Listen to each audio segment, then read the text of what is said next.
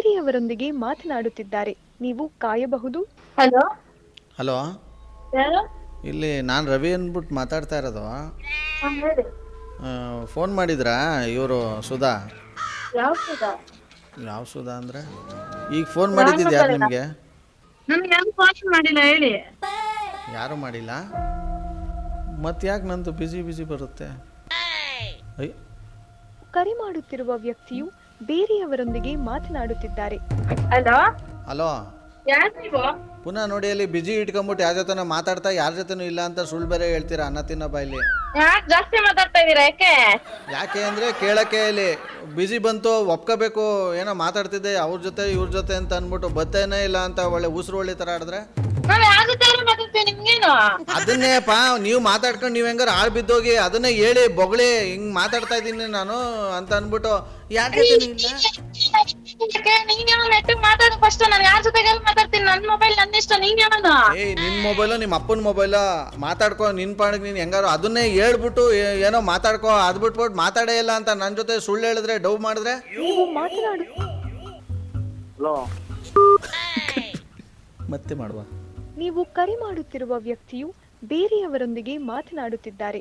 ನೀವು ಕಾಯಬಹುದು ಅಥವಾ ಪುನಃ ಕರೆ ಮಾಡಿ. ಹಲೋ, ಹೇಳಿ. ನಾನು ತಾಳ್ಮೆನ ಚೆಕ್ ಮಾಡಬಾರ್ದು ಹೇಳ್ತಾ ಇದ್ದೀನಿ. ನೀವು ಹಲೋ. ಹಲೋ, ಏಯ್ ಯಾವನು ನೀನು? ಏಯ್ ಇವನು ಯಾವನು ಇವನು? ಏಯ್ ನೀನು ಯಾರೋ? ನೀನ್ ಯಾರು? ಫೋನ್ ಮಾಡಿ ಯಾಕೆ ಬೈತಾ ಇದ್ಯಾ?